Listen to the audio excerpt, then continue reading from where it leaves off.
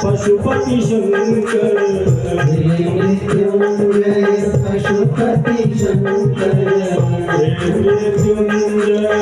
पशुपति शंकर पशुपति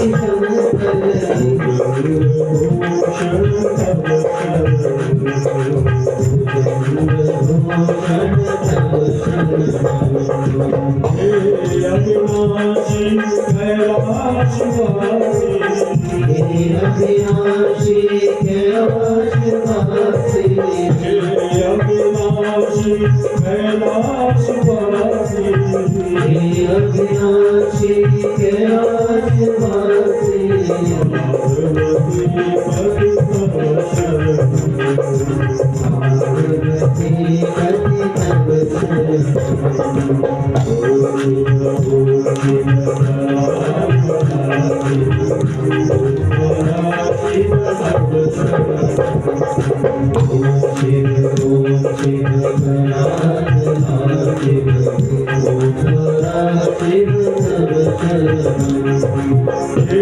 शिव शंकर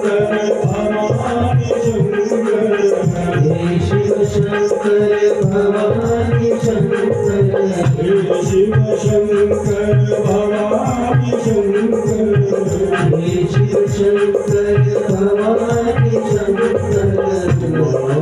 महेश्वर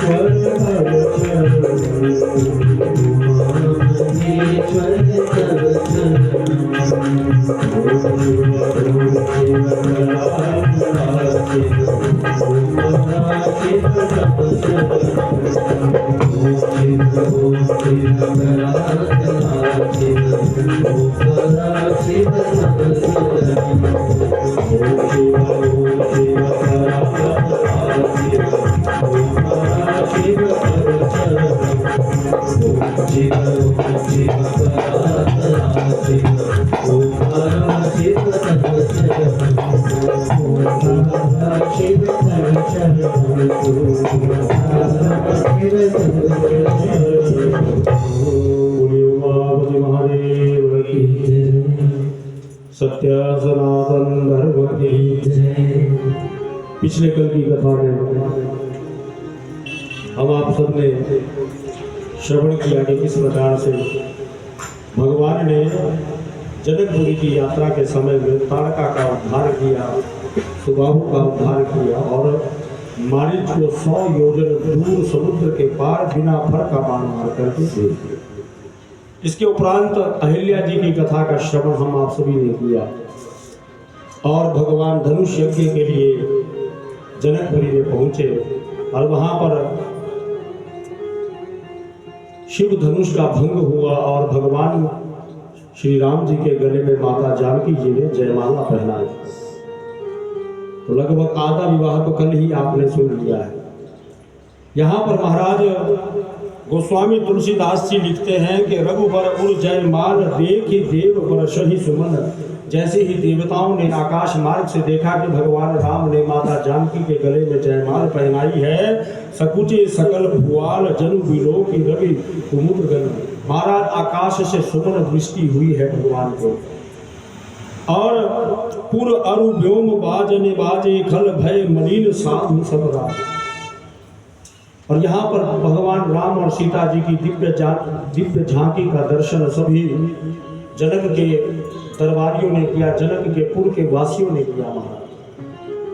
और यहाँ पर गोस्वामी तुलसीदास जी लिखते हैं कि करही आरती पुर नर नारी, सभी पुर के नर नारियों ने भगवान और सीता जी की आरती करी है। देखी निछावरी वित्त विशाल। लक्ष्मी नारायण जी की इस सुंदर झांकी को देख करके जनक के पुर के सब नगरवासी जो है अपने आप को भाग्यशाली मान रहे हैं। और सोहति सिय राम के जोरी, छवि श्रृंगार मनहु एक ठोरी। और इतनी सुंदर झांकी सिया राम जी की लग रही है महाराज। सखी कहीं प्रभु पद कहु गीता। सीता को सखियां क्या कहती है कि आप जाकर भगवान के चरणों को स्पर्श करिए। क्या कहती है सखियां? लिखा है सखी कहीं, सखियां कहती है महाराज कि प्रभु पद कहु सीता है सीते। अब राम जी आपके पति होने वाले हैं, आप इनके चरणों का स्पर्श करिए। ये सीता को सखियां कहती हैं। और सीता जी क्या करती है? सीता जी के लिए लिखा गोस्वामी जी ने, करती ना चरण परस अति धीता। इसका मतलब कि सीता जी भगवान राम जी के चरणों को स्पर्श करने से क्या कर रही है? भीता माने भयभीत हो रही है। क्यों भयभीत हो रही है माता सीता? इसलिए भयभीत हो रही है क्यों? क्योंकि माता सीता को पता चला है कि जब मार्ग से राम जी आ रहे थे तो मार्ग में एक शिला को भगवान राम जी ने अपने चरण का स्पर्श कराया। उससे क्या हुआ महाराज? वो शिला जो थी वो नारी का रूप धारण कर गई। यह विचार करके माता सीता जी यहाँ पर भगवान राम के चरणों का स्पर्श करने से भयभीत हो रही है। और इधर महाराज जैसे ही ये हुआ महाराज, लोभी लोलुप कल कीर्ति चहहि और अलंकता की कामी लहहि। यहाँ पर गोस्वामी तुलसीदास जी कथा को सुनाते हुए कहते हैं, गोस्वामी जी कहाँ पर कथा सुना रहे हैं? काशी जी के पावन गंगा जी के तट पर। और याज्ञवल्क्य जी महाराज त्रिवेणी के पावन संगम पर जो है इस कथा को भरद्वाज मुनि को सुना रहे हैं। और इधर भगवान शंकर कैलाश पर्वत के दिव्य शिखर के ऊपर माता पार्वती को यह कथा सुना रहे हैं। बोलिए सियावर रामचंद्र की। इसी समय क्या हुआ? जो शिव धनुष टूटा है महाराज, उस शिव धनुष के टूटने का जो शब्द है वहां कहां पर पहुंच गया? वो शब्द पहुंचा है महेंद्र पर्वत तक। जिस महेंद्र पर्वत पर परशुराम जी महाराज कठोर तपस्या में बैठे। गोस्वामी जी लिखते हैं, तेहि अवसर सुनी शिव धनु भंगा।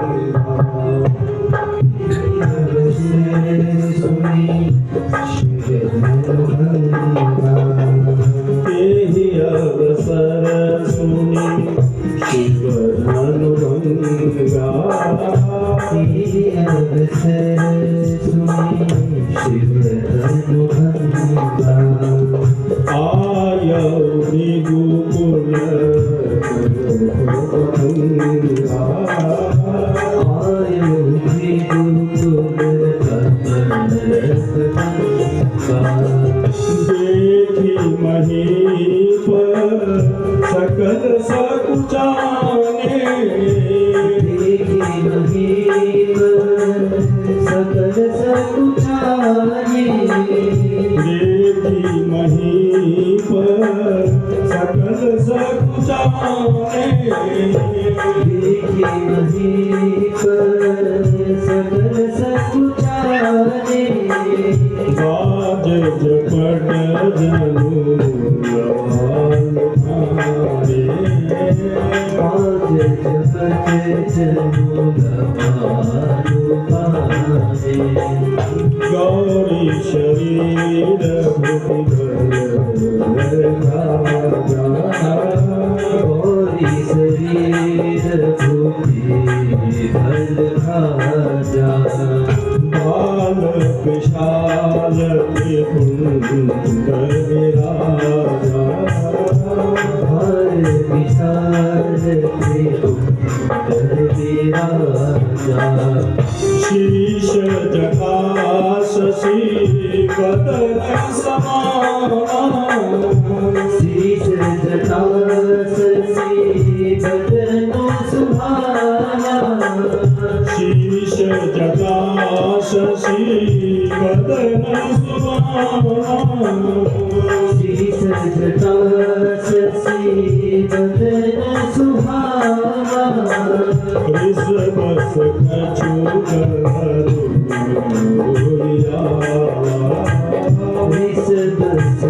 कछु करोया जय श्री राम जय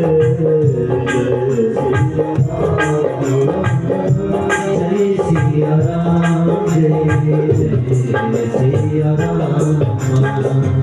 ये शिव के धनुष का भंग होने का जो शब्द है महाराज महेंद्र पर्वत पर पहुंचा है। और किसने सुना? परशुराम जी महाराज। और परशुराम जी महाराज को समझने में देरी नहीं लगी कि आज जो इतना बड़ा ये शब्द हुआ है ये शिव धनुष टूटने का हुआ। और शिव धनुष इस समय कहाँ है? वो है जनक के दरबार में। तुरंत महाराज परशुराम जी चल पड़े हैं और मन की गति से भी ज्यादा तेज वो कहाँ पर पहुंच गए? जनक के दरबार में पहुंच गए महाराज। और गोस्वामी जी लिखते हैं कि देखी महीप सकल सकुचाने, जितने भी राजा बैठे हैं महाराज वो सब राजा जो है क्या हो गए? थर थर कांपने लगे। सकल सकुचाने लिखा है बाज झपट जनु लवा लुकाने, अब अपने आप को एक दूसरे के पीछे छिपाने लगे राजा। क्यों?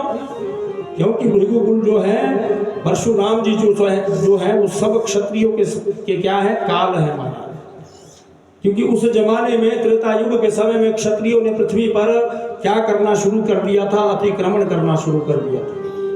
तो परशुराम जी ने सब क्षत्रियों को ठिकाने लगाना शुरू कर दिया था महाराज। इस पृथ्वी पर 21 बार ऐसा हुआ कि परशुराम जी ने क्षत्रियों का संहार किया महाराज। क्यों?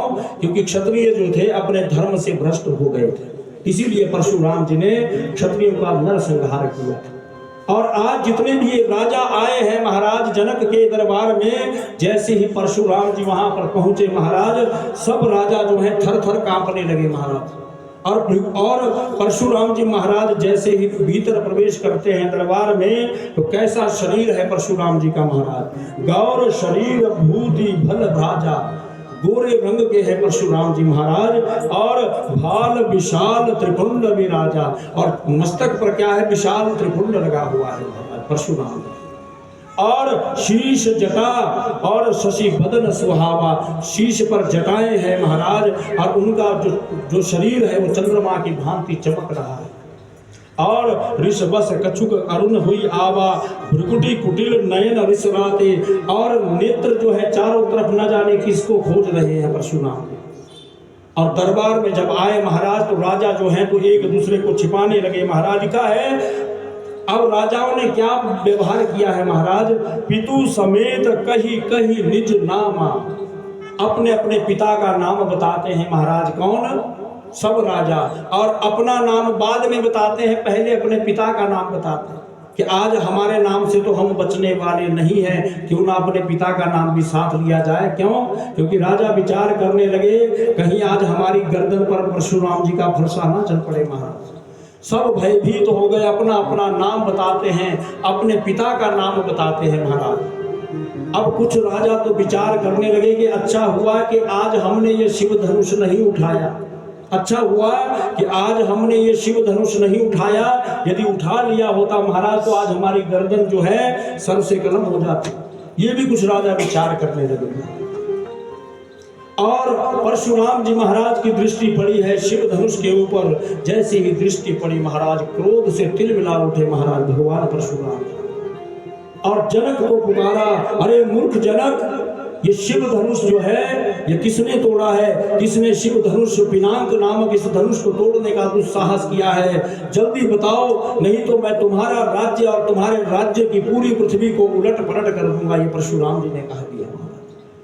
और जनक जी महाराज हाथ जोड़कर दरबार में खड़े हो गए, भयभीत हो गए जनक जी महाराज भी परशुराम जी को देख।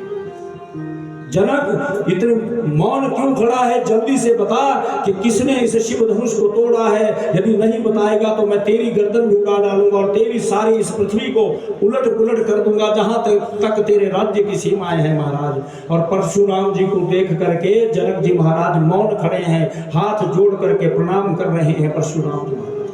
इस समय किसकी हिम्मत है जो परशुराम जी के सामने चला जाएगा?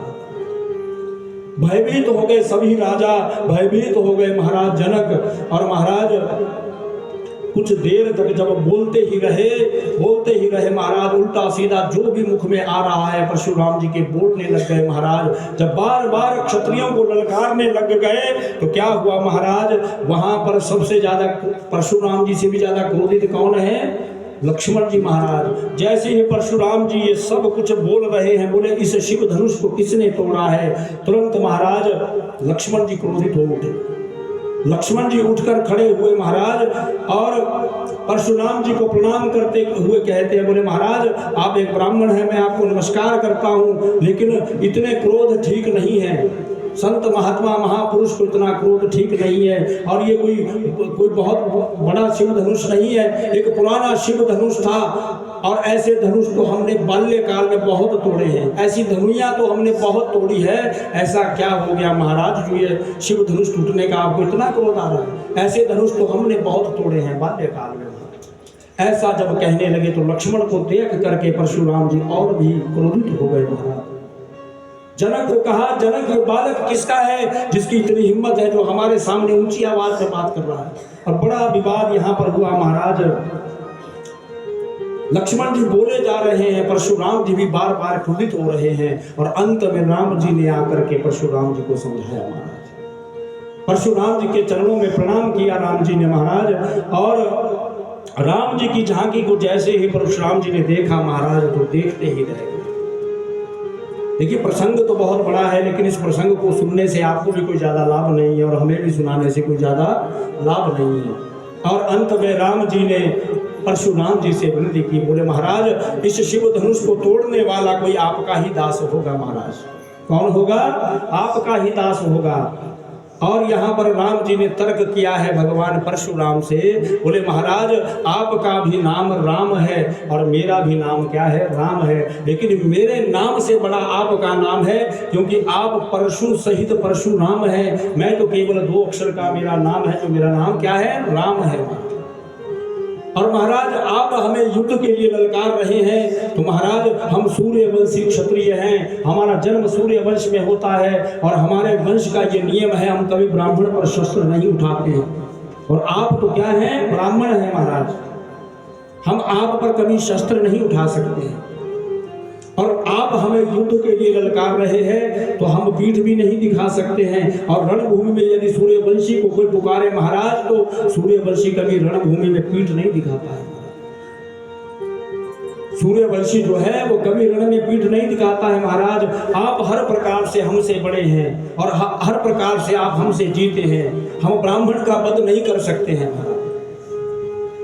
और क्षत्रिय होने के नाते यदि कोई हमें भूमि पर ललकारे महाराज तो हम पीठ नहीं दिखाते। ऐसे ऐसे बड़े तर्क हुए और अंत में भगवान परशुराम जी को पहचान हो गई कि साक्षात नारायण ही जन्म लेकर आए। परशुराम जी भी कौन है? भगवान नारायण का अवतार है। और राम जी भी किसका अवतार है? नारायण का। एक ही अवतार एक जन्म में इकट्ठा हो गया महाराज। कहाँ पर? जनकपुरी। और अंत में जब परीक्षण लेने की बारी आई तो परशुराम जी ने कह दिया महाराज जो हमारे हाथ में जो है ये धनुष है। परशुराम जी के हाथ में कौन सा धनुष था? अजगब, जिस धनुष का नाम है अजगब। और जो टूटा है उस धनुष का नाम है पिनाक। और अजगब जो है वो भगवान नारायण का धनुष है और पिनाक जो है वो भगवान शंकर का धनुष है।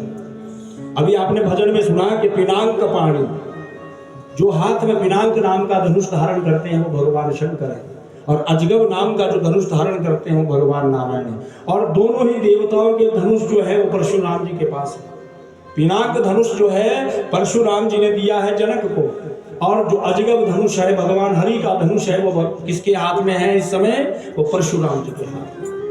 परशुराम जी ने कहा राम यदि तुम इस शिव धनुष के ऊपर प्रत्यंचा चढ़ाकर बाण चढ़ा दोगे तो मैं पहचान जाऊंगा कि आप कौन हैं। और महाराज जैसे ही कहा तो जो धनुष परशुराम जी ने अपने हाथ में ले रखा है वो धनुष कैसे भगवान राम के हाथ में चला गया, पलक झपकते ही अपने आप छिटक करके राम जी के हाथ में चला गया और राम जी ने बाण चढ़ाया महाराज उस अजगब नामक धनुष के ऊपर। और जैसे ही बाण चढ़ाया तो परशुराम जी समझ गए महाराज कि ये साक्षात नारायण का ही अवतार है। बोले सियावर रामचंद्र साक्षात नारायण अवतार है। तो अब राम जी ने कहा कि महाराज अब आप ये बताइए, धनुष पर बाण का अनुसंधान हो चुका है, अब यह बाण पीछे हट नहीं सकता है। आपके पास दो वस्तु है, राम जी कह रहे हैं। एक आपके पास मन से अधिक चलने की जो गति है वह आपके पास है, और दूसरे जो आपने सारा जीवन पुण्य अर्जित किया है वो दो चीजें आपके पास है। अब आप बताइए इस बाण को मैं कहां पर छोड़ूं? आपको एक चीज का त्याग करना पड़ेगा। तो परशुराम जी कहते हैं महाराज मन से तेज चलने की जो गति है वो आप मुझसे मत लीजिएगा। क्यों? क्योंकि मैं रात्रि जो है पृथ्वी पर नहीं गुजार सकता हूँ। रहता मैं पृथ्वी पर हूँ, लेकिन रात्रि में कभी भी पृथ्वी पर नहीं गुजारता हूँ, क्योंकि रात्रि में मुझे महेंद्र पर्वत पर जाना पड़ता है। तो उसके लिए मुझे मन से ज्यादा तेज गति चाहिए। इसलिए आप मेरे जितने भी पुण्य कर्म हैं आप इस बाण को उत्तर दिशा में छोड़ दीजिए और मेरे सभी पुण्यों को समाप्त कर दीजिए। बोलिए सियावर रामचंद्र की। इस प्रकार से महाराज परशुराम जी के पुण्यों को नष्ट किया है भगवान राम ने। उस बाण को छोड़कर परशुराम जी विदा लेकर निकले हैं महाराज। और अब जो है वो जनकपुर में बाजे बजने लगे, बड़ी बधाइयां गाई जाने लगी, मंगल गीत होने लगे महाराज। और इधर यहाँ पर क्या हुआ महाराज, अब एक दूत को भेजा है कहाँ पर? अयोध्या के लिए, कि अयोध्या के राजा महाराज दशरथ को ये संदेश दो कि आप बारात लेकर कहाँ पर आइए। कहाँ पर? जनकपुरी में। और दूत महाराज जनकपुरी में गए हैं, और जनकपुरी में जाकर के दूत जो है महाराज दशरथ से भेंट करते हैं, और भेंट कर करके महाराज दशरथ को समाचार देते हैं। क्या समाचार देते हैं? कि महाराज आपके बड़े बेटा ने शिव धनुष का भंग किया है, और सीता जी ने उनके गले में जयमाला पहनाई। बोले सियावर रामचंद्र की। उमापति महादेव की जय। और जैसे ही महाराज दशरथ जी ने ये सुना, तुरंत अपने गले से सोने चांदी की मालाएं निकाल कर दूत को देने लगे। और देखिए जनकपुरी के दूतों का भी जरा दर्शन करिए आप। महाराज दशरथ ने अपने गले से मोतियों की माला और सोने की माला निकाल कर दूत को समर्पित करनी चाहिए। दूत ने स्वीकार भी की, लेकिन प्रणाम करके पुनः वापिस कर दी। क्यों वापिस कर दी महाराज? दूत ने उस माला को लिया और लेकर वापिस कर दिया महाराज। और निवेदन करते हैं दूत महाराज, बोले महाराज क्षमा करिएगा, अब आप जो हैं हमारे यहाँ कन्यादान लेने के लिए आने वाले हैं, और हमारा धर्म नहीं बनता, हम बेटी वाले हैं, बेटी वालों का धर्म नहीं बनता है कि बेटे वालों से लड़के वालों से कुछ लिया जाए। जरा दूत की आप बात सुनिए, दूत ही ऐसा व्यवहार कर रहा है महाराज, तो जनक जी का क्या व्यवहार होगा? और आज ये परंपराएं जो है समाप्त हो गई। पहले के समय में आपने देखा होगा जहां बेटी ब्याही जाती थी उस गांव के नल का पानी भी लोग नहीं पीते थे। उस गांव के नल का पानी भी लोग नहीं पीते थे पुराने लोग। आजकल तो सब कुछ चल रहा है, इधर उधर जा रहे हैं, दोनों तरफ जा रहे हैं। उसको क्या कहते हैं आज की भाषा में? मिलनी कहते हैं। लड़की वाले भी जाते हैं, लड़के वाले भी जाते हैं। होता है ऐसा कि नहीं? ये परंपराएं अशास्त्रीय है, शास्त्र में इसके लिए कोई मान्यता नहीं दी गई।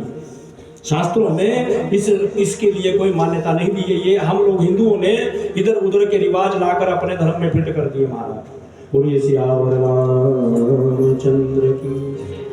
जब कन्यादान किया जाता है तो कन्या के जो मायके वाले होते हैं वो लड़के के घर में नहीं जाते हैं। अब आजकल ये परंपरा भी नई शुरू हो गई कि नहीं हुई? पहले करते थे कितने लोग, पुराने लोग बैठे हैं, जरा बताइए। किया जाता था पहले ये, लेकिन अब ये परंपराएं धीरे धीरे फैलती जा रही है महाराज। एक रिबन लगा देते हैं, जब वो लड़का दूल्हा जाता है तो वहां पर रिबन लगा देते हैं, काटिए। आप रिश्ता जोड़ने के लिए गए हैं या काटने के लिए गए? और वहां जाते ही कैंची पकड़ा दी जाती है महाराज। सालियां खड़ जाती है पैसे के लालच में, और वो कैंची दूल्हे के पास पकड़ा देते हैं। ये सारी परंपराएं जो है सनातन धर्म का विरोध है महाराज। और उसके बाद एक परंपरा और बन गई, जब दुल्हन घर में आती तो वहां पर दूल्हे की बहनें खड़ी हो जाती है महाराज, वो भी वहां पर रिबन लगा करके पैसा मांगती है। ये सब परंपराएं गलत है। ये सारी जो परंपराएं हैं हमारे सनातन धर्म में नहीं है। अपने आप धीरे धीरे ये पता नहीं कहां से ये कल्चर हमारे सनातन धर्म में आकर के घुस गया। बोलिए सियावर रामचंद्र की। आती हुई लक्ष्मी को घर में रोका जाता है, और विष्णु रूपी वर को कन्यादान लेने के समय में रोका जाता है। बोलिए सियावर रामचंद्र की। परंपराएं, पुरानी जो परंपराएं थी वो क्या थी?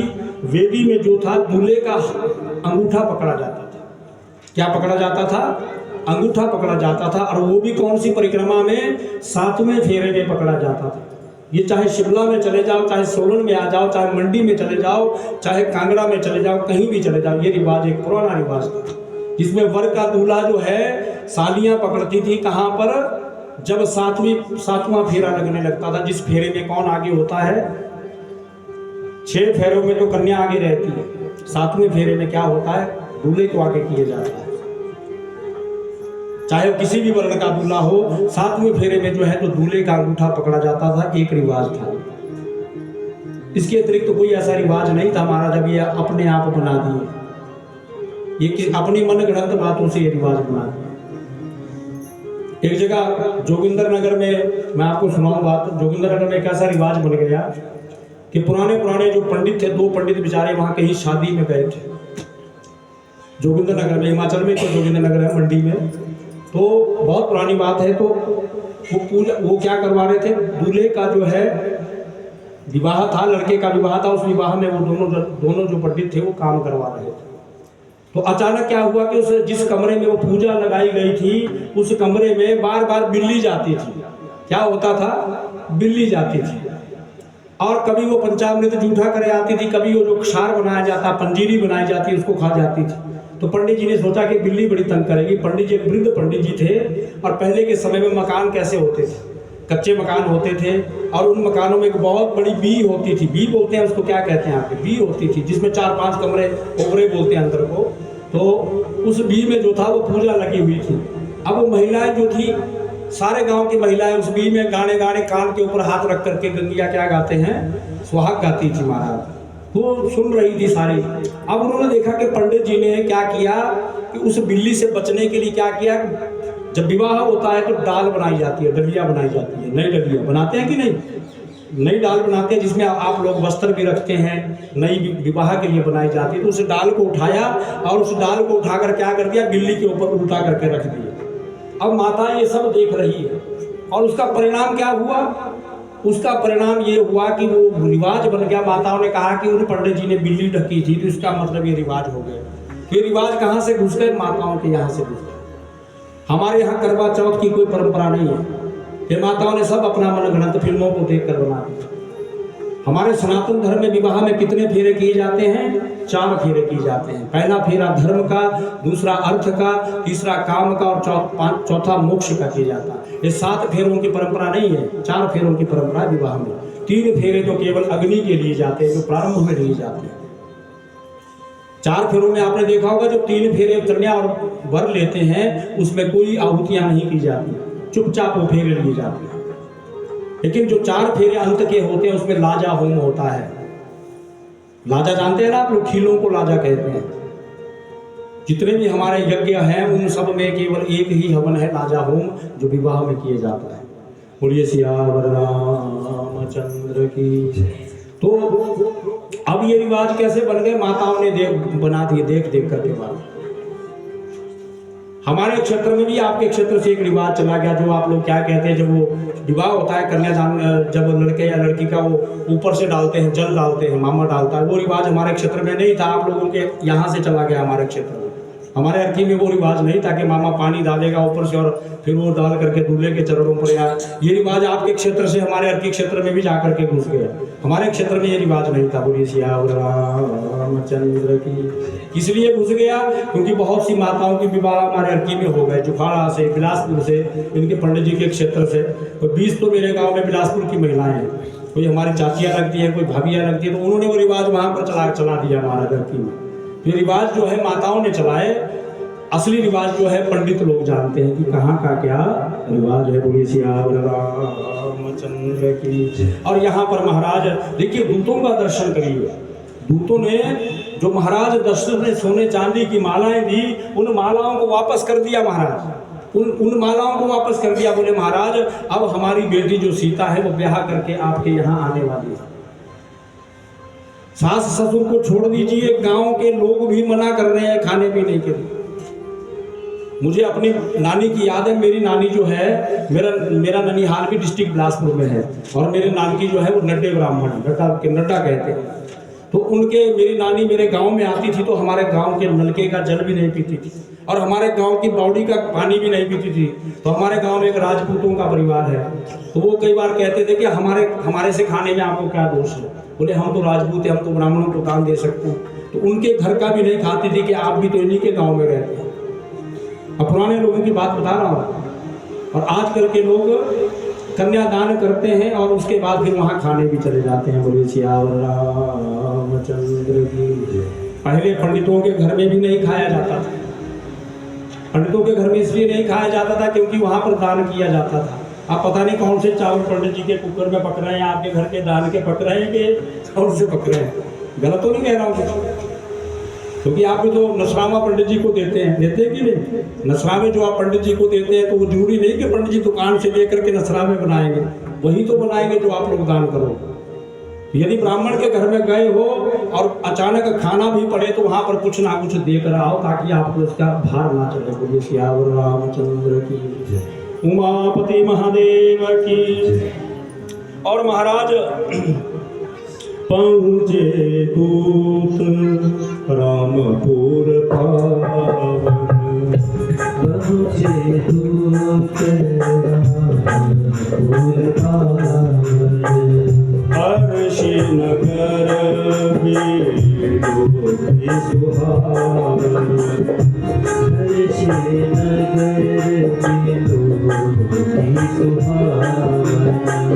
जय सिया राम जय सिया राम, जय सिया राम जय सिया राम। दूतों ने संदेश दिया, महाराज दशरथ ने बारात को तैयार किया। अब जितने भी नगरवासी है बड़ा तैयार होने लगे। महाराज अब पता नहीं कितने महीनों के बाद बारात लौटेगी, तो अपने अपने वस्त्रों को प्रेस करके महाराज बढ़िया सजाने लगे सब, क्योंकि उस समय में बारात का जाने का आनंद भी बहुत आता था। आजकल तो बारात का ये स्वाद भी चला गया। पहले बारात जाने के लिए बड़े खुश होते थे गांव के लोग, कई बार पूछते थे अरे कितने दिन रहेंगे उसकी शादी को, क्योंकि बारात जाने का इतना लोभ होता था पहले। और अब वो चीजें समाप्त हो गई, क्योंकि अब लोगों ने अपने अपनी गाड़ियां ले ली। महाराज अपने अपनी गाड़ियों में जाते हैं, 2 मिनट में जाएंगे और 10, 15, 20 मिनट में घूम करके चाय पानी करके वापस भी आ जाते हैं। तो उस जमाने में बारात जाने में बड़े खुश होते थे। तो आज अयोध्या के जितने भी नर नारी हैं, जितने भी पुरुष हैं, वो बारात में जाने के लिए बड़े खुश हुए। महाराज अपने अपने कपड़ों को साफ करते हैं, बोले आज हम ये पहनेंगे, कल हम ये पहनेंगे, परसों हम ये पहनेंगे। ऐसी ऐसी तैयारी करके महाराज चलने लगे। हाथी घोड़े पालकियां सजाए जाने लगे। सबसे आगे की पालकी में गुरु वशिष्ठ जी को बिठाया गया और उसके बाद महाराज दशरथ बैठे हैं। उसके बाद पूरे परिवार का जितना भी परिवार है वो सारा बैठा है। माताओं को, पहले माताएं बारात में नहीं जाती थी, माताएं तो महल में रह गई, लेकिन सब बारात चल करके तैयार होने लगी। तीनों जो 2 भाई है भरत शत्रुघ्न ने, वह भी सारा पूरा परिकर जो है अयोध्या का बारात में लेकर चला है। बोले सिया रामचंद्र की। तेहि रथ रुचिर वशिष्ठ कहूँ, हर्षि चढ़ाई नरेश, आप चढ़े वो सेवदनम सुमिरी, हर गुरु गौरी गणेश। गौरी गणेश का पूजन करके यात्रा प्रारंभ हुई महाराज। और कुछ दिन में 1-2 दिन के बाद बारात जो है वो कहाँ पर पहुँच गई, जनकपुर में पहुँच गई। बोले सियावर रामचंद्र की। और जनकपुर में बारात पहुँची महाराज। जनवासे में बारात का स्वागत किया गया, जिसको हम क्या कहते हैं, डेरा, उसको हमारे शास्त्रों में क्या कहते हैं, जनवासा कहते हैं। बोले सियावर रामचंद्र की। जनवासे में बारात को ठहराया गया और अनेक प्रकार के व्यंजनों से बारात का स्वागत किया गया महाराज। और यहाँ पर दिन मुहूर्त लगन का विचार किया गया और भगवान के विवाह के लिए अगहन मास का मतलब होता है जिस महीने में पापों का नाश होता है, उसी को अगहन मास कहते हैं। अगहन मास के शुक्ल पक्ष की पंचमी तिथि को नियुक्त किया गया। माने अगहन का मतलब होता है मार्गशीर्ष मास, और मार्गशीर्ष मास की शुक्ल पक्ष की पंचमी तिथि को के दिन भगवान का विवाह निश्चित हुआ है महाराज। बोलिए सियावर रामचंद्र की। उमापति महादेव की। और महाराज दिन निश्चित हुआ तो इस भगवान राम के विवाह के साथ साथ 4 भैयाओं का विवाह हुआ। जनक जी के छोटे भाई की बेटियों का विवाह भी भगवान राम के छोटे भाइयों के साथ किया गया। राम जी का विवाह तो सीता के साथ हुआ, लक्ष्मण जी का विवाह उर्मिला के साथ हुआ, और भरत जी का विवाह मांडवी के साथ हुआ, और शत्रुघ्न जी का विवाह, शत्रुघ्न जी की पत्नी का नाम बताइए, कितने लोग जानते हैं? एक भाई साहब ने हाथ खड़ा किया, माता जी ने हाथ खड़ा किया। और कोई अपने पतियों का नाम पता है आपको? अब एक बात बताओ, पुरानी बात इसी के ऊपर। शत्रुघ्न जी की पत्नी का नाम है श्रुतकीर्ति। अब एक बात और बता दो, पहले के जमाने में जो माताएं होती थी वो अपने पति का नाम नहीं लेती थी। अब मैं आपको एक मजाक की बात सुनाता हूँ। और हमारे दाला घाट जगह पड़ती है अर्की में, दाला घाट से कोई 5 किलोमीटर आगे जगह पड़ती है कराड़ा घाट, उसको गलू भी कहते हैं। तो पुराने समय में क्या हुआ कि हमारे एक रिश्तेदार हैं, वो किसी के घर में चले गए, और जिसके घर में गए उनका नाम था धनीराम, उनका नाम था धनीराम। तो चले गए, तो वहां पर धनीराम जी की जो पत्नी थी वो वहां पर थी और धनीराम जी वहां पर नहीं थे। और वहां पर जो चले गए तो वहां उनसे पूछा कि महाराज ये किसका घर है? उन्होंने जाकर पूछा कि ये किसका घर है। वो भी नाम भूल गए जाकर के कि मैंने क्या नाम लेना, क्योंकि अब नाम तो याद आए लेकिन अगला कोई बोले तब तो नाम याद आए। अब वो जो गए हुए हैं वो उसका नाम भी भूल गए जिसके घर में जाना था। अब वो उस महिला से पूछते हैं, वृद्ध महिला से, कि ये किसरा घर हमारा जेड़ा बताओ उससे। तो अब वो अपने पति का नाम नहीं लेती थी, वो बोले जी उनका घर है जिनको सब्जी में डाला जाता है। ये तिनारा का रतिना के सब्जी में छिपाओ। अब वो बोले भी जीवनूराम यानी कि जीरा, जीवनूराम बड़े नाम उन्होंने गिनाए। बाद में जब धनिया का नाम लिया, बोले धनिया तो नहीं बोली, बोले हाँ जी इतना नाम धनिया है। पहले इतनी देर में मुझसे नहीं बताया, हम तुम्हें बोलती कि इतना नाम क्या है, धनिया नाम है, क्योंकि धनिया भी तो सब्जी में डाला जाता है। अब देखिए उस माता ने कैसे परिचय दिया, उस माता ने परिचय कैसे दिया कि मेरे पति का नाम वो है जिनको सब्जी में डाला जाता है। किसमें डाला जाता है? सब्जी में। आजकल की पत्नियां तो पति का नाम साथ बराबर लेती हैं। बहुत सी जगह हम लोग देखते हैं कि अपने पति का नाम डायरेक्ट लिया जाता है। पहले तो पत्नी का नाम भी नहीं लेते थे, पहले तो पत्नी का नाम भी नहीं लेते थे। पहले कहते थे कि अपनी माँ को बोलते रहा। पुराने जो लोग हैं, हमारे पिताजी वगैरह हमारे को क्या बोलते हैं कि अपनी माया को बोले जरा, कह जाओ नाम नहीं लेंगे, माँ को बोलेंगे, कुछ और बोलेंगे, या मायके से नाम ले लेंगे, जैसे मायके का नाम है तो उसका नाम ले लेंगे। तो उसने क्या बोला, बोले महाराज मेरे पति का नाम वो है जो सब्जी में डाला जाता है। बोले श्याम रामचंद्र की उमापति महादेव की जय। यहाँ पर महाराज पंचमी तिथि में चारों भाइयों का एक लगन एक मुहूर्त में विवाह हुआ।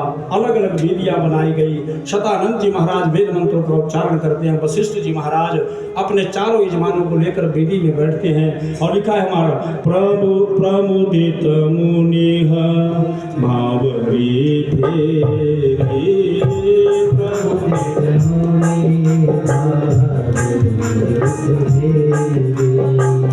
नेग सहित सब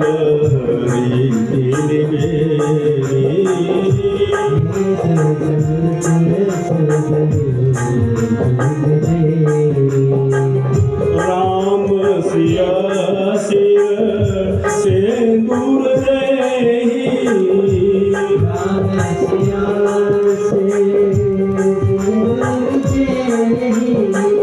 शोभा कहीं न जाती शोभा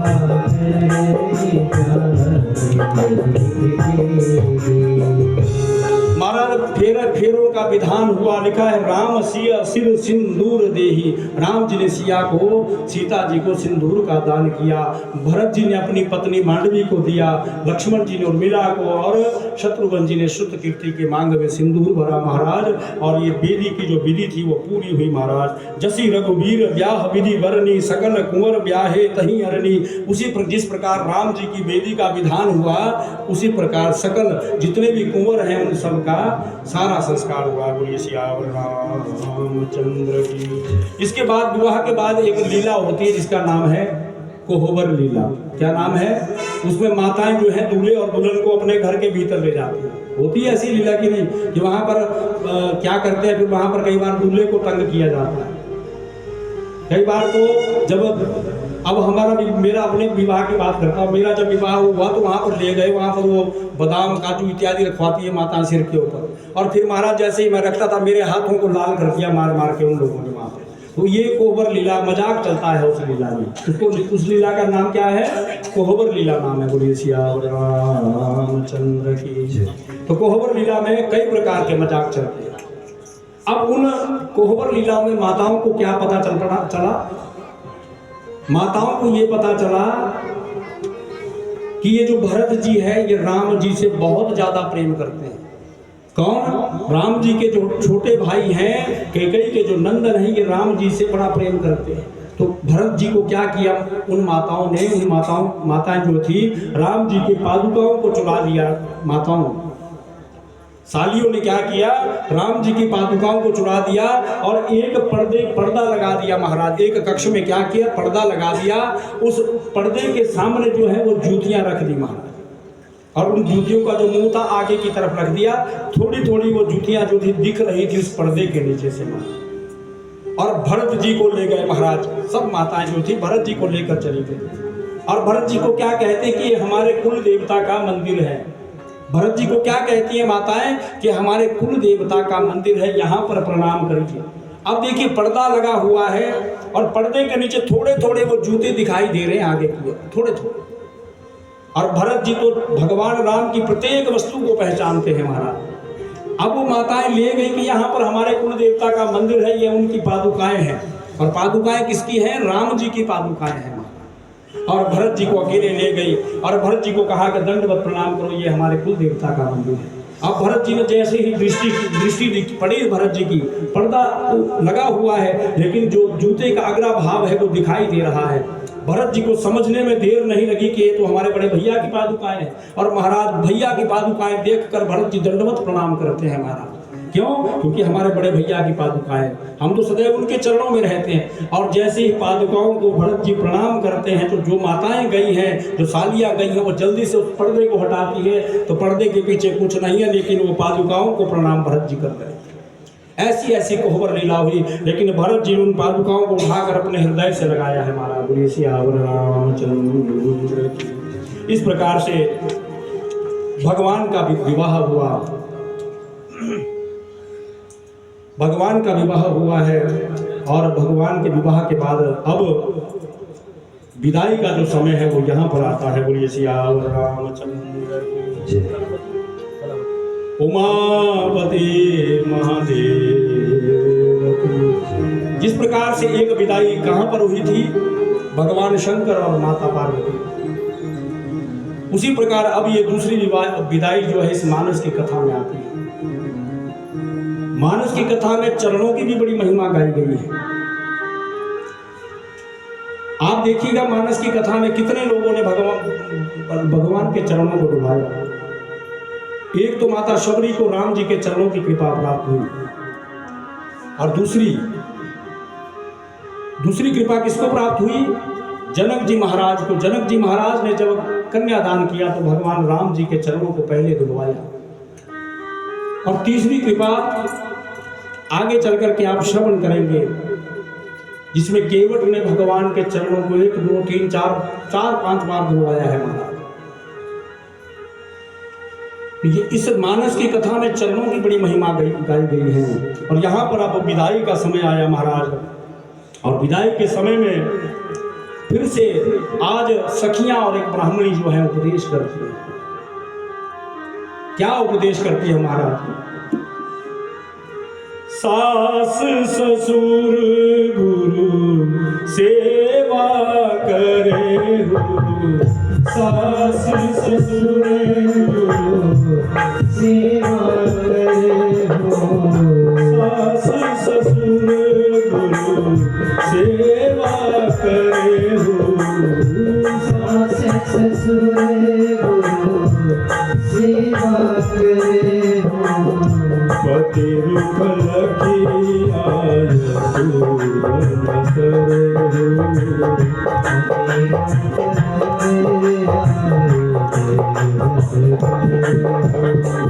अति स्नेह बस सखी सयानी,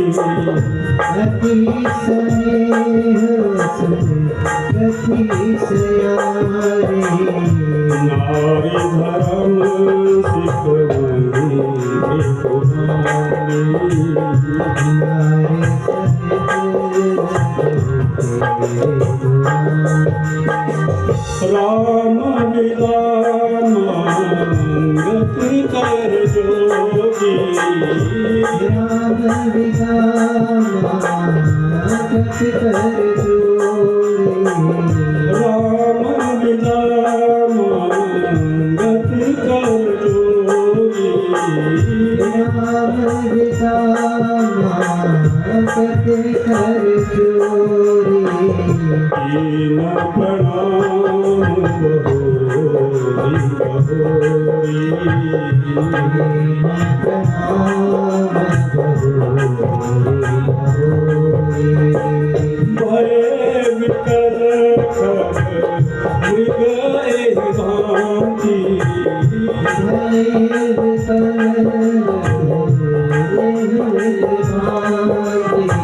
भय विकल मृग एहि भांति भय विकल मृग एहि भांति मनुज दशा कैसे भय जाती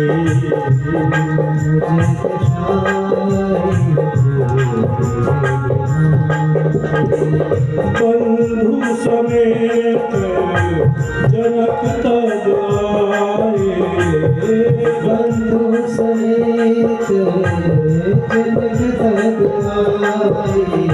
बंधु समेत जनक तज आए बंधु समेत जनक तज आए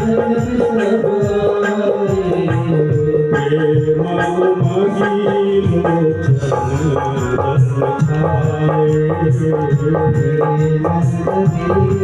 लोचन जन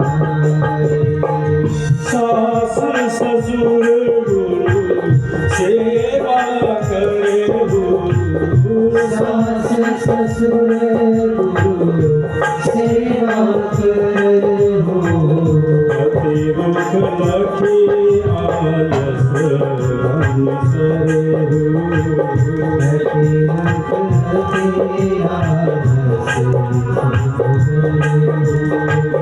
जय सिया राम जय जय सिया राम जय सिया राम जय सिया राम जय सिया राम जय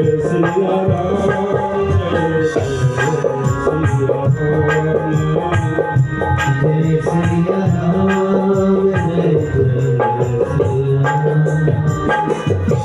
जिस प्रकार महाराज भगवान शंकर और माता पार्वती के विवाह के समय में विदाई हुई, उस समय भी उपदेश हुआ और इस समय भी उपदेश हो रहा है, लेकिन उस समय अलग उपदेश हुआ और यहाँ अलग उपदेश है। उस समय क्या हुआ कि नारी धर्म पति देव ना दूजा, कि पति के अतिरिक्त कोई दूसरे की उपासना नहीं होनी चाहिए, ये भी आपने श्रवण किया। लेकिन यहाँ पर क्या उपदेश है, यहाँ पर लिखा है सास ससुर गुरु सेवा करे हो।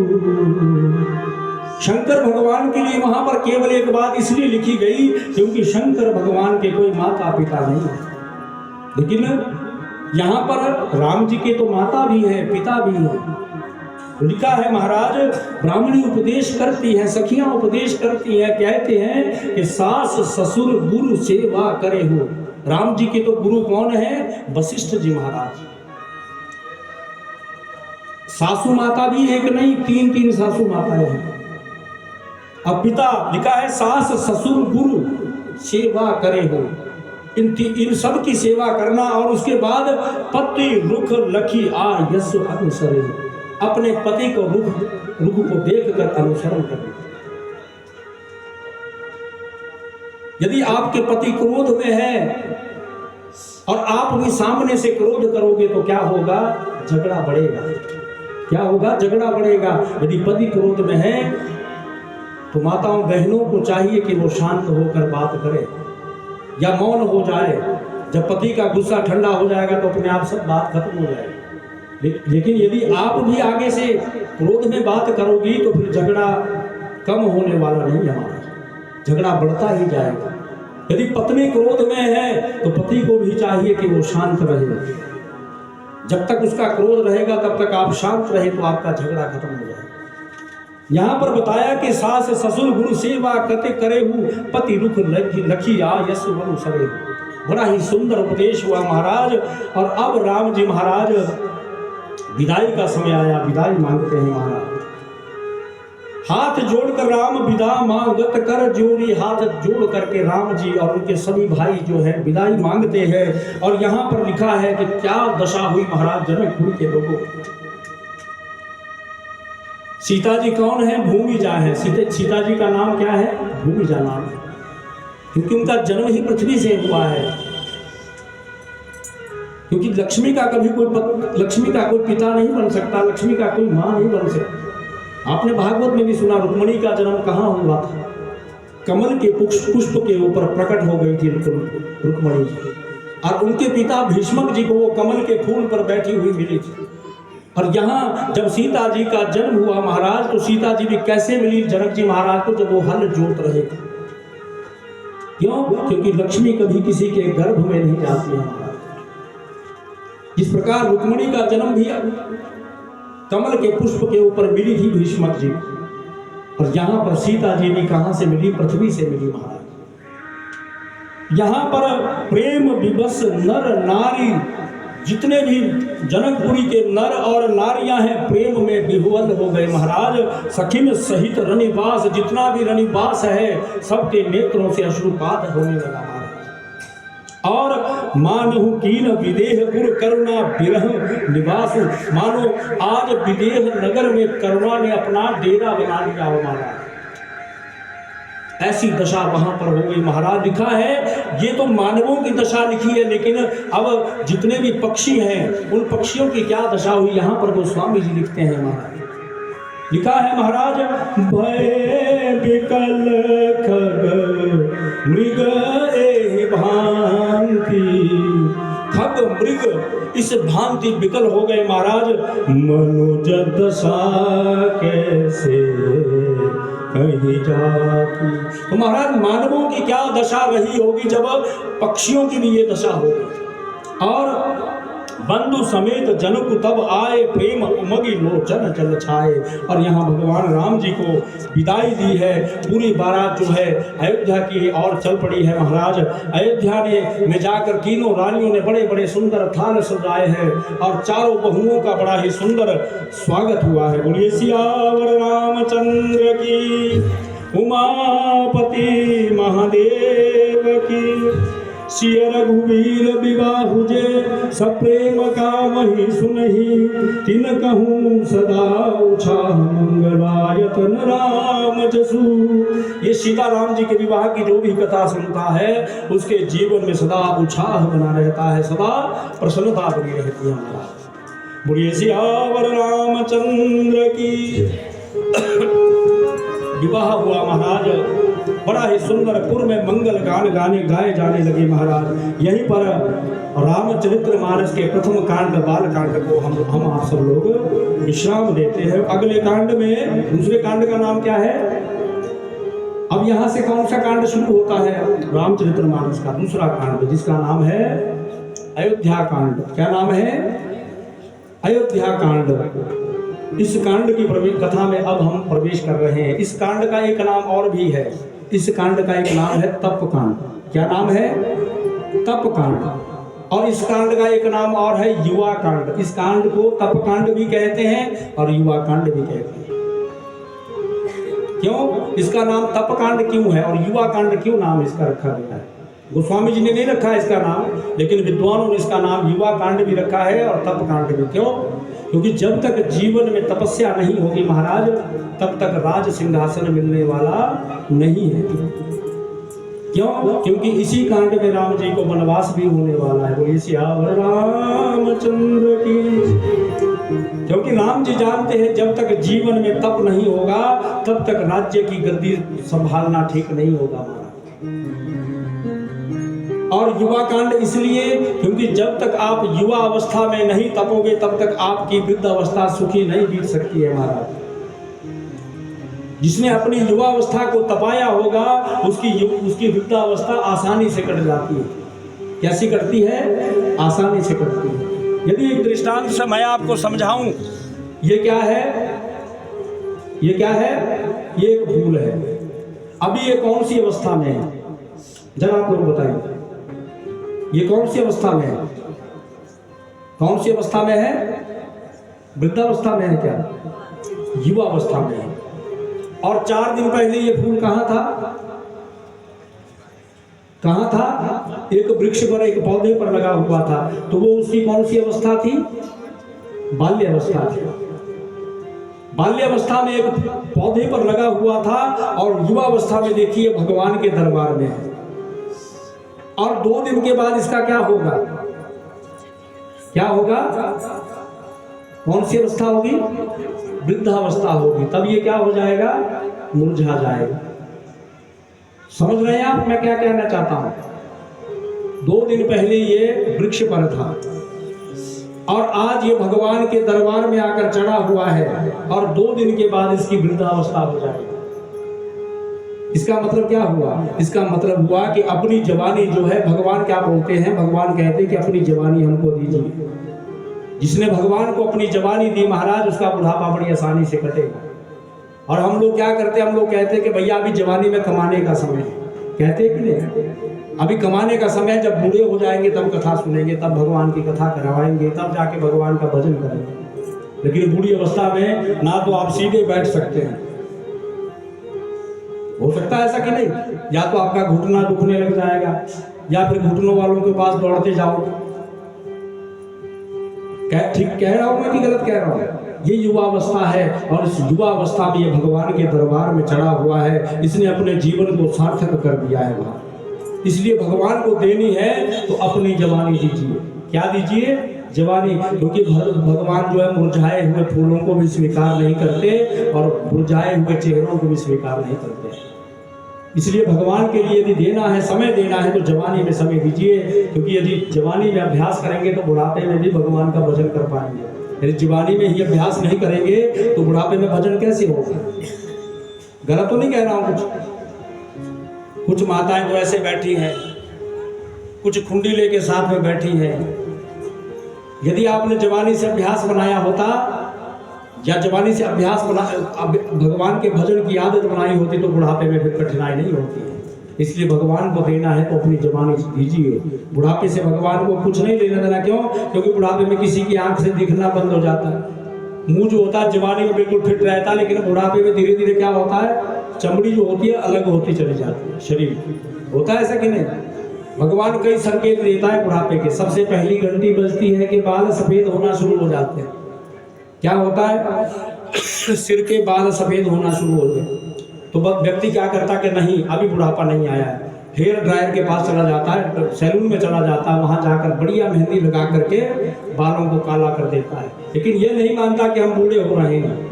दूसरी घंटी बजती है, भगवान विचार करते हैं कि अरे मैंने तो इसके बाल सफेद किए ताकि ये समझ जाए कि बुढ़ापा आ गया है। लेकिन जीव नहीं समझता, वो मेहंदी लगाकर उस बुढ़ापे को छिपा डालता है। फिर दूसरी घंटी बजती है, भगवान आंखों से दिखना बंद करा देते हैं। फिर व्यक्ति कहता है कि नहीं, आंख के डॉक्टर के पास जाकर लेंस लगवाता है कि नहीं अभी हमारी नजर ठीक है। इसका भी मनुष्य ने तोड़ निकाल दिया, लेकिन नहीं मानता है। फिर भगवान क्या करते हैं? तीसरे नंबर पर भगवान क्या करते हैं? व्यक्ति के दांत तोड़ना शुरू कर देते हैं। लेकिन व्यक्ति फिर भी नहीं मानता है, कहता कि नहीं डेंटिस्ट के पास जाएंगे, और डेंटिस्ट के पास जाकर महाराज नकली दांतों का जबड़ा बनवा देते हैं पूरा। लेकिन फिर भी बुढ़ापे को स्वीकार नहीं करते हैं। तो भगवान विचार करते हैं क्या किया जाए। तो भगवान कहते हैं कि भैया इसके मुंह में झुर्रियां ला दो। क्या ला दो? झुर्रियां ले आओ इसके मुंह में। तो व्यक्ति के मुंह में झुर्रियां हो जाती है, चमड़ी धीरे धीरे छूटती जाती है। जैसी जवानी में चमड़ी रहती है बिल्कुल फिट रहती है, लेकिन बुढ़ापे में क्या होता है? धीरे धीरे चमड़ी शरीर को छोड़ देती है। तो फिर क्या करता है महाराज? फिर चला जाता है ब्यूटी पार्लर में। ब्यूटी पार्लर में महाराज ऐसा मेकअप करते हैं, ऐसा लगता है मानो 30 साल के हो गए। होता है ऐसा कि नहीं? ब्यूटी पार्लर में तो आप 80 साल की महिला को ले जाओ महाराज, 80 साल की महिला को भी 30 साल का बनाकर भेज देंगे आधे पौने घंटे में। जब तक वो मेकअप नहीं उतरा तब तक वो 30 साल की देखने को लगी कि बोले सियावर रामचंद्र। तब भी नहीं मानता है। फिर भगवान घुटनों में दर्द करना शुरू कर देते हैं। क्या करते हैं? घुटनों में दर्द हो जाते हैं। तो इसका भी इलाज मनुष्य ने ढूंढ लिया, तो नए घुटने डलवा देते हैं। महाराज बोलिए सियावर रामचंद्र की। परंतु जीव जो है वो बुढ़ापे को स्वीकार नहीं करता। इसी मानस की कथा में आप सुनिएगा कि दशरथ जी महाराज ने क्या देखा था। एक आईने में अपने मुख को देखा और क्या देखा कि अपने कान के पास एक बाल सफेद दिखाई दिया था, केवल एक बाल। उसी समय विचार कर लिया था कि हम अपने पुत्र को अब युवराज बना दें। और कुछ लोग तो ऐसे हैं कि घर में अभी तक पकड़ के रखा है महाराज, छोड़ना नहीं चाहते। कुछ लोगों ने, बुजुर्गों ने भी ऐसा घर पकड़ रखा है, चाबी छोड़ने का नाम नहीं ले रहे हमारा। भगवान का कब बुलावा आ जाए कोई पता नहीं, लेकिन वो चाबियां छोड़ने को तैयार नहीं है। बेटा बेटी पर विश्वास नहीं, बेटे बहू पर विश्वास नहीं हो पा रहा है, अभी तक चाबियां जकड़ करके बैठे हैं। भैया आपको भी बता रहा हूँ, उन चाबियों को जल्दी समय रहते छोड़ दो। कई बुजुर्ग बैठे हैं, उन चाबियों को चलते रहते समय रहते पकड़ा दो, कहीं ऐसा ना हो कि वो चाबी साथ में ही चली जाए। बोलिए सियावर रामचंद्र की। उमापते महादेव की। जस्याम केच विभाति भूधर सुता देवापगा मस्तके भाले बाल विदुर्गले च करणं जस्योरसी व्याधराट सोयाम भूति विभूषणा सर्वरा सर्वाधिपा सर्वदा सर्वा सर्वगतः शिवः शशिनिभा श्री शंकर पातु माम्। यहाँ पर ये भगवान शंकर का ध्यान गोस्वामी तुलसीदास जी ने किया है। और नीलांबुज श्यामल कोमलांगम सीता समारोपित भागम पाणो महासायक चार चापम नमामि रामं रघुवंशनाथम। इसके बाद एक दोहा लिखा है जो मैंने आपको पहले भी बताया था कि आपको वो दोहा याद है। कौन सा दोहा है? श्री गुरु चरण सरोज रज निज मन मुकुर सुधारे वरनौ रघुवर विमल जसु जो दायक भर चारे बुद्धिहीन तनु जानिके सुमिरौ पवन कुमार बल बुद्धि विद्या देहु मोहि हरहु कलेश विकार। इसके बाद महाराज मंगल गान गाए जाने लगे अयोध्या में। और इसके बाद एक दिन क्या हुआ, अब भगवान राम जी, भरत जी, शत्रुघ्न जी और लक्ष्मण जी का विवाह हो गया और गृहस्थ जीवन बड़ा सुखमय बीतने लगा। एक दिन क्या हुआ, महाराज दशरथ जी थे, वो अपने कक्ष में गए और कक्ष में जाकर के आईने के सामने खड़े हो गए। और आईने के सामने जब खड़े हुए तो क्या विचार करते हैं महाराज? आईने के सामने जब खड़े हुए तो जब अपने मुख को देखने लगे तो अपने दाहिने कान के ऊपर जब दृष्टि पड़ी, महाराज लिखा है महाराज श्रवण समीप बैसित के साथ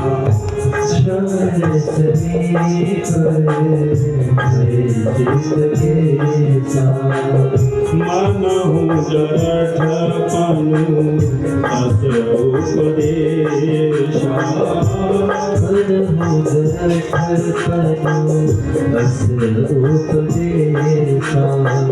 नृप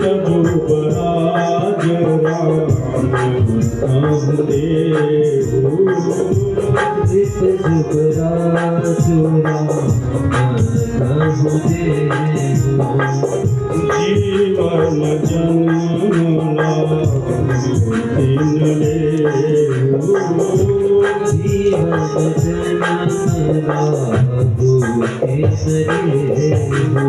आईने के सामने खड़े हुए तो देखा कि श्रवण माने कान, दाहिने कान के सामने क्या हुआ, श्रवण समीप, कान के समीप क्या देख लिया महाराज? आईना देखते देखते देख लिया कि श्रवण समीप भय सित माने सफेद केशा, सफेद बाल देख लिया महाराज। और दशरथ जी महाराज ने जब ये देखा, जीव मन हो जरठपन अस उपदेशा, तो विचार कर लिया। दशरथ जी महाराज ने समय रहते विचार कर लिया, आप भी समय रहते कर लीजिए।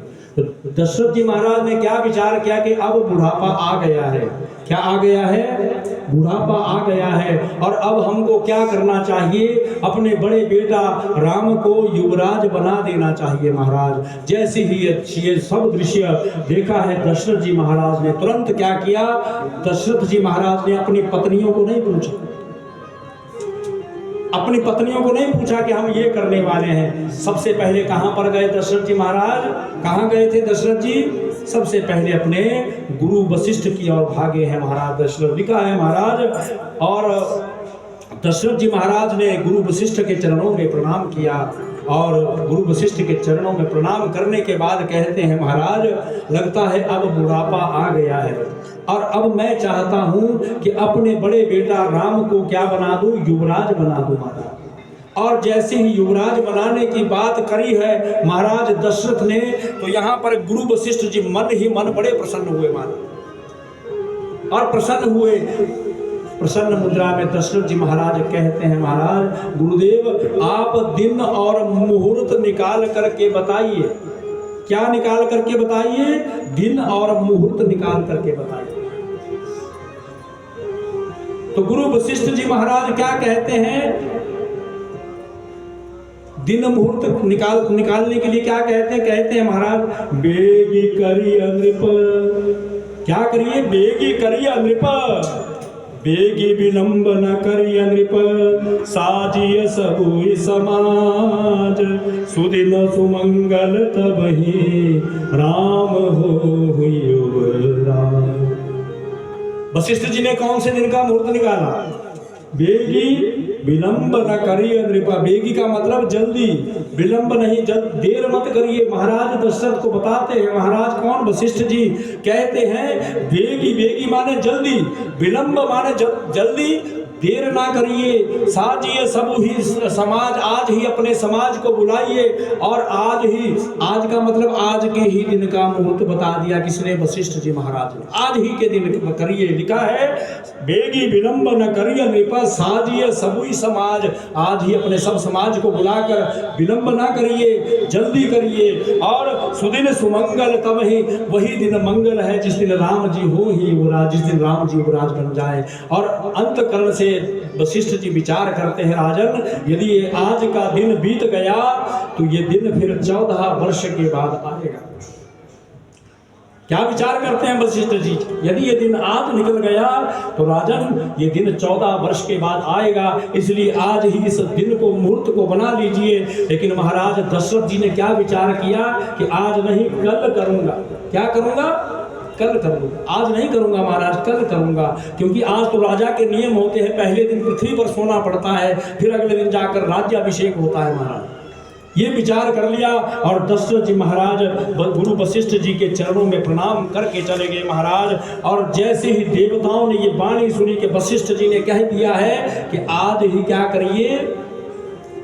आज ही राज्याभिषेक करिए महाराज। और देवताओं के जो है तो देवता लोग कांपने लगे महाराज। क्यों?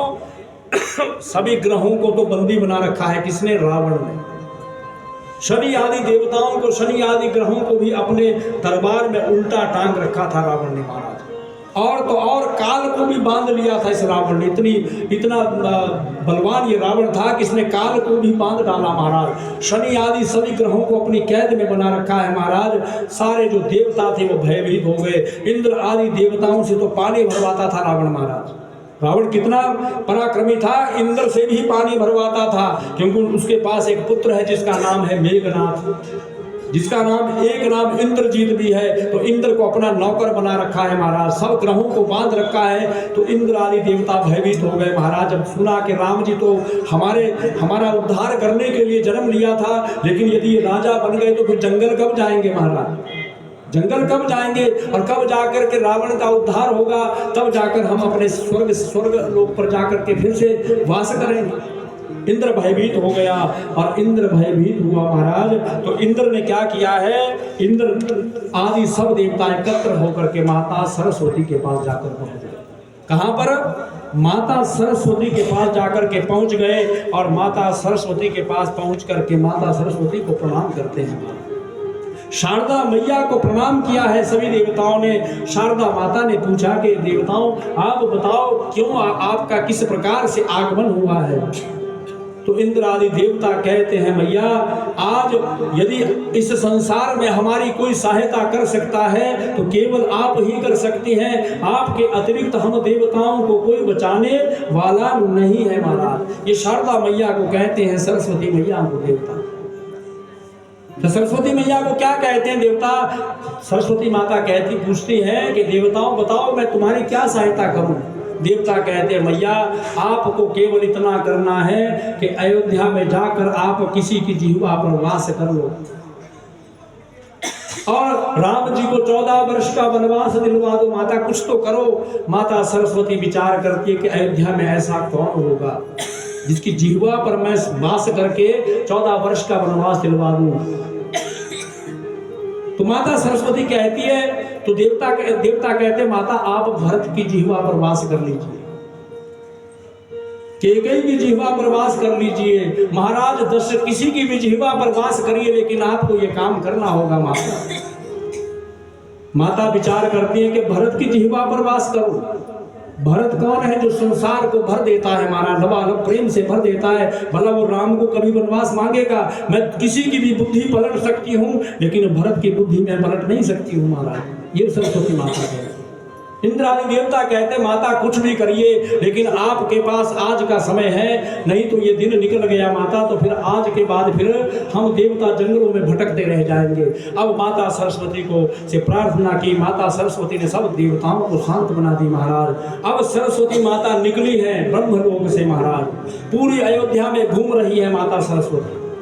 विचार करती हैं किसकी जिह्वा पर जाकर बैठूं, लेकिन सरस्वती माता को अयोध्या में ऐसा कोई भी नजर नहीं आया कि जिसकी जिह्वा पर जाकर के मैं बैठ जाऊं। कोई भी नजर नहीं आया। क्यों? क्योंकि अयोध्या के जितने भी नर नारी हैं वो राम जी के अनन्य प्रेमी हैं, राम जी से अत्यधिक प्रेम करते हैं महाराज। और कैकेयी माता की जिह्वा पर बैठने का तो सवाल ही पैदा नहीं होता महाराज। तो कैकेयी की जिह्वा पर बैठो, लेकिन कैकेयी की जिह्वा पर भी बैठने की हिम्मत माता सरस्वती की नहीं हुई महाराज। क्यों? क्योंकि कैकेयी मैया भी राम जी से अनन्य प्रेम करती है। जब अयोध्या का कोई ऐसा नर नारी नहीं मिला, क्योंकि अयोध्या में क्या है, सब राम के प्रेमी है महाराज, लेकिन एक व्यक्ति अयोध्या में ऐसा है जो अयोध्या का नहीं है। वो कौन है? जिसकी बुद्धि पलटी जा सकती है, वो व्यक्ति है मंथरा। नाम मंथरा मंदमती। ये मंथरा कौन है? ये दहेज में मिली है। किसको?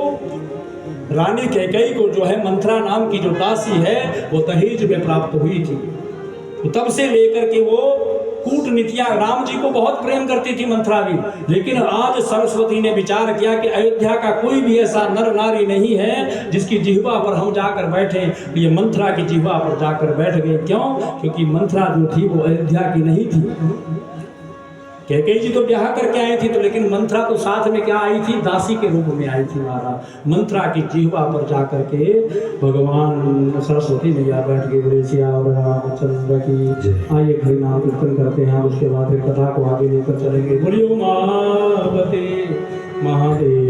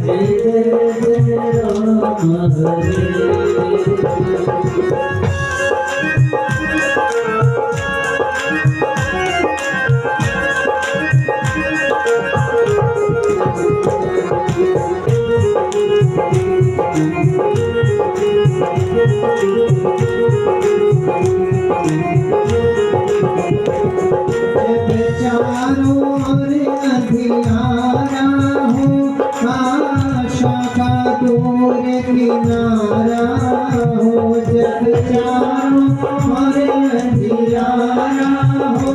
आशा का दूर किनारा हो जब कोई जीवन हारा हो जब तू ही बेड़ा पार करे जय जय राम हरे जय राम हरे सिया राम हरे दुखियों के दुख दूर करे जय जय राम हरे